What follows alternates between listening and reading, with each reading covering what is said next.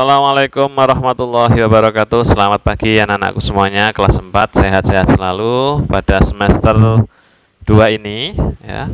Nah, kita masih menggunakan pembelajaran daring di awal Januari ini.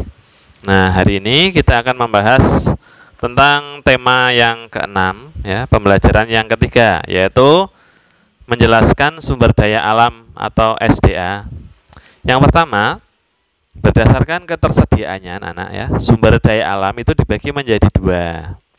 Bisa kalian lihat di belakang Ustadz ini, sudah tertera. Yang pertama adalah sumber daya alam yang dapat diperbaharui. Contohnya apa? Yaitu air, tanah, udara, hewan, serta tumbuhan. Nah, air ini bisa diperbaharui dengan apa? Dengan cara diolah untuk agar menjadi bersih kembali atau disaring, dilakukan proses penyaringan. Tanah juga diolah kembali agar tanahnya menjadi subur. Kemudian udara ya juga bisa diolah, dan kita juga untuk menjaga agar udara tetap bersih dan sehat dengan tidak melakukan polusi udara ya. Nah, kemudian ada hewan. Hewan ini bisa diperbaharui dengan cara diternakkan agar hewan tersebut tidak punah.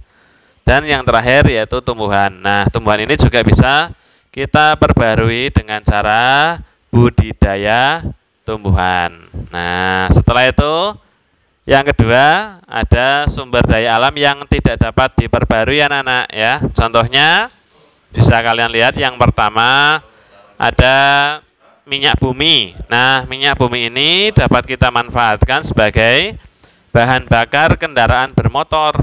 Nah, yang kedua yaitu batu bara. Batu bara ini dapat dimanfaatkan sebagai bahan bakar lokomotif kereta. Nah, zaman dulu kereta api itu menggunakan bahan bakar batu bara, namun tidak pada era-era zaman sekarang ya.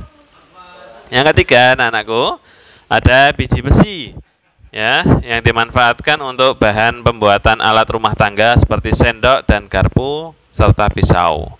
Yang keempat ada marmer. Marmer ini adalah salah satu sumber daya alam yang dapat kita manfaatkan sebagai bahan bangunan untuk lantai dan dinding. Nah, biasanya untuk lantai ya, yaitu menggunakan marmer.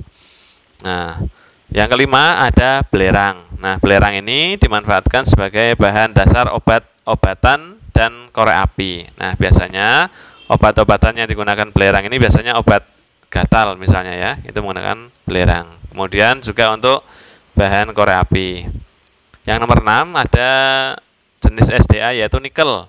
Nah, nikel ini pemanfaatannya sebagai bahan pelapis besi agar tidak berkarat. Nah, agar tidak berkarat besi ya, kita tahu besi itu mudah berkarat, itu dilapisi oleh nikel. Yang nomor 7 yaitu bauksit. Apa itu bauksit? Dimanfaatkan untuk apa? Yaitu bahan dasar pembuatan aluminium untuk panci dan wajan, itu menggunakan bauksit ya. Yang ke-8 yaitu emas dan perak. Nah, emas dan perak ini adalah sumber daya alam yang dimanfaatkan sebagai perhiasan seperti cincin, gelang maupun kalung. Nah, selanjutnya anak-anak, bahasa Indonesia itu di dalam puisi terdapat sebuah cerita yang disampaikan oleh pengarang. Nah, dari ketika kita membaca puisi ada suatu cerita yang disampaikan oleh pengarang. Nah, untuk mengetahui hal yang akan disampaikan oleh penyair ya, ada beberapa langkah yang dapat kita lakukan. Apa saja? Yaitu yang pertama, bacalah puisi dengan seksama. 2, tulislah hal-hal penting dalam puisi.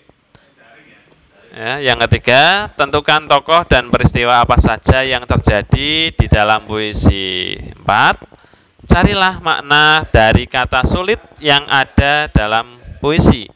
5, cobalah diskusikan dengan teman-teman puisi tentang puisi ya, dengan bahasa yang mudah dipahami dengan bahasamu sendiri. Nah, itu adalah 5 langkah agar kita dapat mengetahui maksud apa yang akan disampaikan oleh pengarang di dalam sebuah puisi. Nah, setelah misalnya puisi tentang keberagaman ya, kemudian bermacam-macam puisi atau puisi tentang kemerdekaan ya. Nah, anak-anakku semua, selanjutnya yaitu keberagaman SDA juga terkait dengan jenis-jenis pekerjaan dan manfaatnya. Nah, di dalam PKN ya, setiap individu memiliki cita-cita yang berbeda. Misalnya, adik mempunyai cita-cita menjadi dokter. Nah, dan kakak bercita-cita menjadi pilot. Perbedaan ini ada karena setiap individu memiliki karakteristik yang beragam. Karakteristik yang dimaksud antara lain suku, bahasa, rumah adat, makanan, khas, kemudian tarian dan musik. Nah, selain itu, sumber daya alam dan pekerjaan yang ada di sekitar kita juga mempengaruhi cita-cita yang ingin dicapai. Misalnya Ustadz bercita-cita menjadi seorang guru karena ayahnya Ustadz adalah seorang guru. Nah, kemudian selanjutnya anak-anakku semuanya.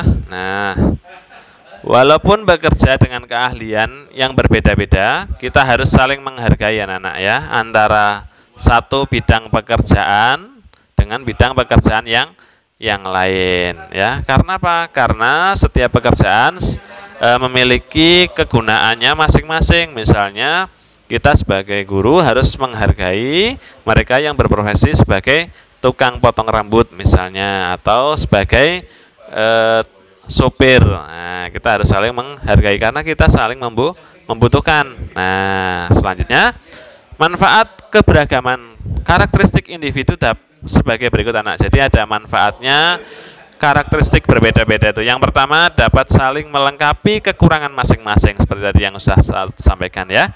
Yang kedua, dapat saling bertukar ide dan pendapat. Nah, tiga, dapat memberikan saran atas kekurangan masing-masing. Jadi setiap profesi memiliki kekurangan masing-masing. Yang keempat, dapat belajar hal-hal baru ya, terutama untuk meneladani sifat positif yang ada di dalam suatu pekerjaan. Nah, yang terakhir, nah di sini ada pembelajaran 4 yaitu menjelaskan keragaman fisik, ras, suku dan bangsa. Nah, selain di rumah, anak keragaman karakteristik juga ada di sekolahan. Misalnya Dedi dan Jonas memiliki cita-cita yang berbeda. Dedi bercita-cita menjadi arsitek, sedangkan Jonas bercita-cita menjadi seniman. Dedi berasal dari suku Jawa, sedangkan Jonas berasal dari suku Ambon.